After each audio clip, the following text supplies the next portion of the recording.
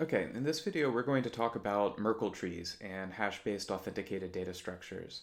This is a really important concept. It's fun because it just makes use of hash functions, which we've already seen for commitments in other applications in smart contracts.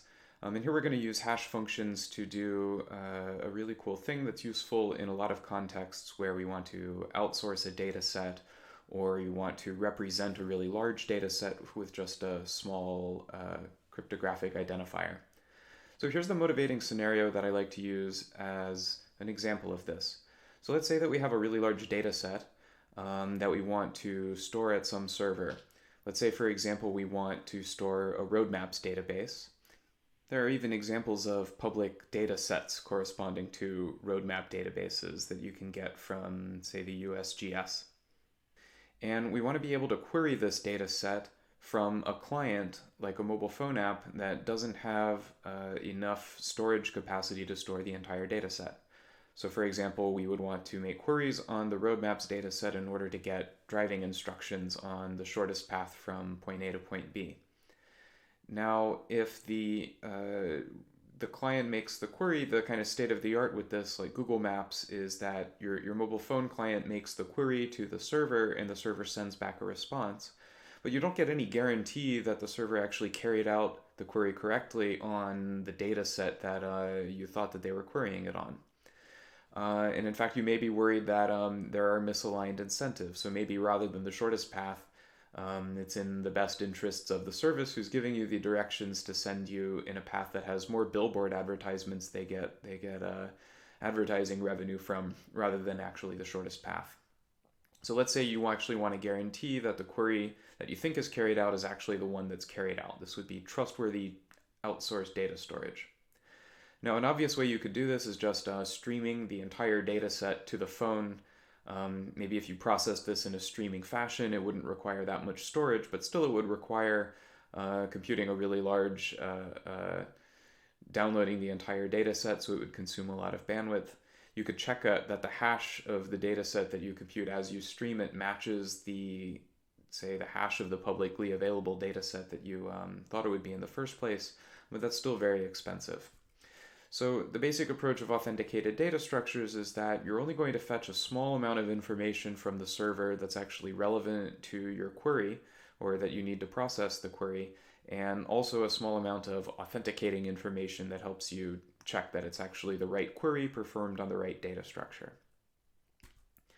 Now here's a concrete example of an authenticated data structure, and it's actually the Merkle tree. So it's basically a binary tree where all of the elements of the tree, the data, are strings at the leaves of the tree. And each node of the tree corresponds to a hash.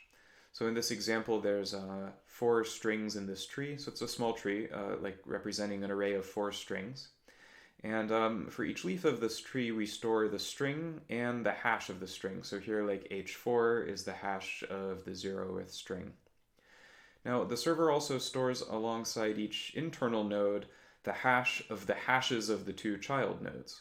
So this node right here on the left, its hash h2 is the hash of the left child's hash h4 combined with the right child's hash h5. And so on for all the nodes up to the top. And then the root of the tree is called the Merkle root, and it's just a single hash. It's basically the hash of the entire tree. It's the hash of the left child and the right child's hash, and so on. So the idea is that the client here is going to be storing just the root hash. The Merkle root hash is like a tiny representation or a digest of the overall tree. So the client just has to store this, and we have to assume that the client has a trusted source of this hash. So this is a root of trust in some sense. Anyway, the client just has to store the hash. That can be very small, like 32 bytes. All right, and the server is going to be storing this entire tree with all of the hashes for each node.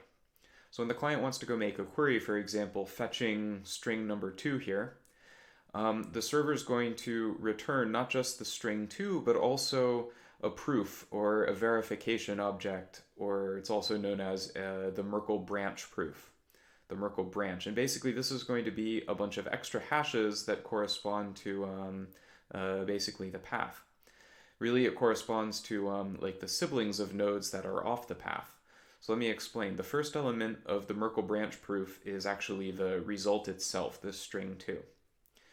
And the client, since it has string 2, when it receives it here, it could just recompute the hash h6. So it would have the hash of string 2. Now, it doesn't have the string 3. That's not relevant to its query, and the server doesn't send it along. However, the server would send along the hash of string 3, because this hash h7 is a sibling of the path to string 2 that we queried. So the idea is that the server sends string 2 so the client can compute h6. The server also sends h7, and because the client then has h6 and h7, it can compute h3, which is the hash of h6 and h7. Now the server also has to include in the Merkle branch proof this hash h2, because that's another sibling that's off the path that the client queried to get string 2. So the client has just computed h3, and h2 is the next element in the Merkle tree proof. So that means that the client can recompute h2 and h3, the hash of that, and that'll get some h1.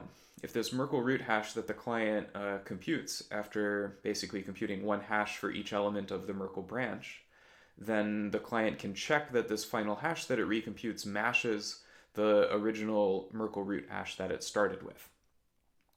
So this is an authenticated data structure for a balanced binary tree. When you have an authenticated binary tree like this, balanced binary tree, that's just called a Merkle tree. The same basic technique, though, can be used for other data structures as well, like binary search trees, Patricia tries, those play an important role in Ethereum, and lots of other data structures. So Merkle tries are actually used very often in Ethereum, really throughout. So for example, if you look in more detail at the structure of each block in the Ethereum blockchain, you'll see that in addition to some of the fields that we talked about, like the previous block, the timestamp, there's also information like the state root and a transaction root and a receipt root. And the idea is that each one of these is the Merkle root tree for some large data structure.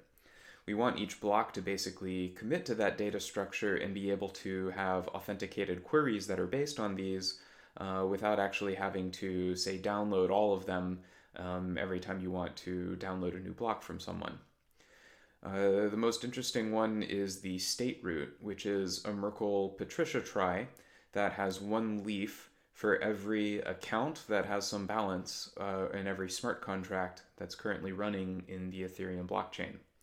Part of the reason why this works is that to compute the new Merkle root hash of the state tree, you only need to modify the parts of the state tree that have changed. You don't need to recompute the entire Merkle root hash from scratch. You only need to do about as much computation as there are changes to the state root tree.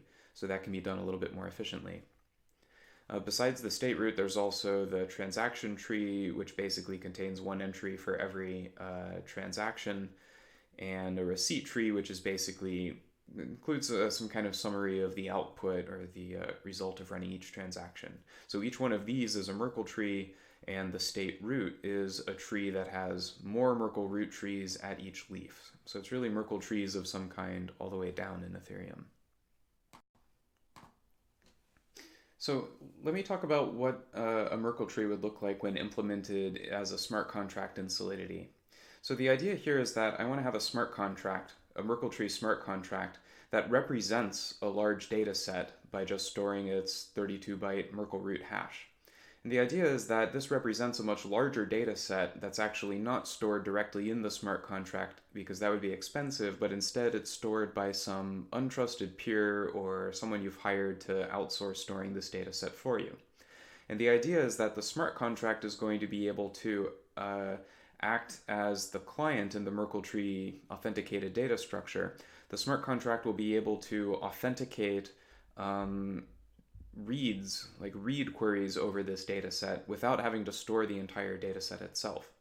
And so the basic idea is that the contract is going to store the Merkle root hash. It's passed here as a constructor to this contract. And this contract defines a verify leaf, which actually takes the entire Merkle tree branch proof as a parameter, as well as the index of the element that you're querying and the potential value that's returned, and it basically checks that this is actually the leaf corresponding to that position. Now, in order to make this work, first of all, this example code that I have is for a fixed size tree of exactly 16 leaves. So in a couple of places I have what would clearly be a for loop in the general case, but I'm just filling out exactly the example of a 16 leaves tree. 16 leaves tree is going to have four layers, since 2 to the 4 is 16, so that's why these loops all have 4 parts. So the main idea is that this verify leaf function, it's going to compute one hash for each node working its way all the way up the tree. And then finally at the end it's going to check that the value that it recomputed actually matches the Merkle root of the tree. So the arguments to this function are the Merkle root branch. It's called siblings here as that argument. There's also x. This is the value at the leaf of the tree. Supposedly, if this function returns true, you know that this is actually the value of the leaf of the tree. And this bits basically indicates the left or right path corresponding to this query. So to get this array of 4 bits corresponding to the path of the query, I have this helper function here, int2bits, which just takes an integer index and returns the array of 4 bits, which you can pass into this verify leaf function. I also have here this hash node function, which basically takes in the most recent hash that the client computed, the next element of the Merkle branch proof, and the bit corresponding to whether this was left or right up the tree. And it basically just computes the next node hash the right way, depending on that value. Now I have some sample data here to help create an example of these Merkle trees. So here I have it written in Solidity code, but it's just a comment, because the idea is that this data set is not actually stored directly in the contract. But basically I have 16 small strings. They're taken from chunks of the beginning of the Bitcoin white paper. So this is going to be the data set that I'm going to store, or I'm going to represent. So here I have the Merkle root of the data set, also in the comment. And so I can actually go and create an instance of this, this Merkle tree contract here just in the JavaScript virtual machine by pasting this Merkle root into the constructor argument and hitting deploy. And so now I have a Merkle tree contract just to show you some things that I can do. So I also have here in the comments some example patterns. So these are the byte representation, or rather these are the hashes of the strings at each leaf of the tree. I just show the first couple and then some of the first bits of the rest. So one thing that I can do is take these hashes of the first layer and pass them to the hash node function. Actually, let me show that by expanding this view a bit. Make this a little more visible. Guess that'll do. Okay, so if I paste in this hash for the h and this hash for the sibling, and I give the bit 0, and I call it, what I'm going to get is actually this hash, which corresponds to the next node in the next layer of the tree. So these comments are basically just showing you some hints of what the hash is like as you work your way up the tree.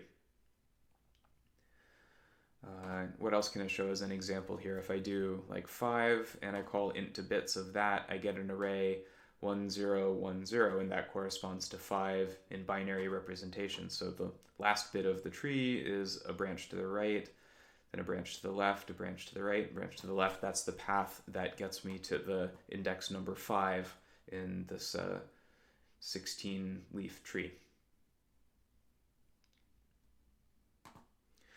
Now, what's a useful other application of this? Well, in the assignment, you're going to participate in a proof of data possession smart contract.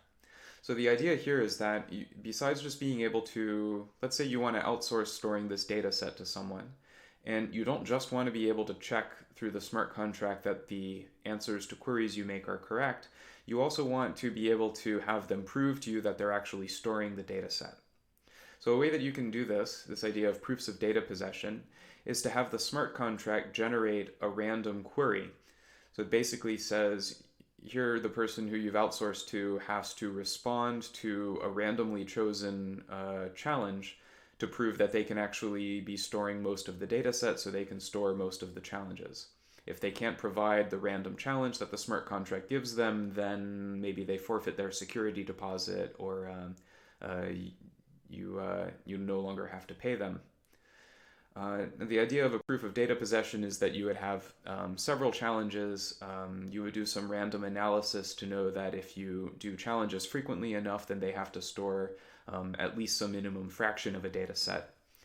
Proof of data possession can be boosted to a proof of retrievability that basically guarantees not only are they storing most of a data set, they're actually storing the entire data set. And this works by basically adding error correcting codes on top of the proof of data possession. But that's a more complicated thing. We won't go into that. So what I do want to show you is the proof of storage smart contract that you have to interact with for your assignment for this week. So this proof of storage contract, it extends from the Merkle tree object. It actually instantiates it with exactly that Merkle root we just used as an example with the 16 strings from the Bitcoin white paper.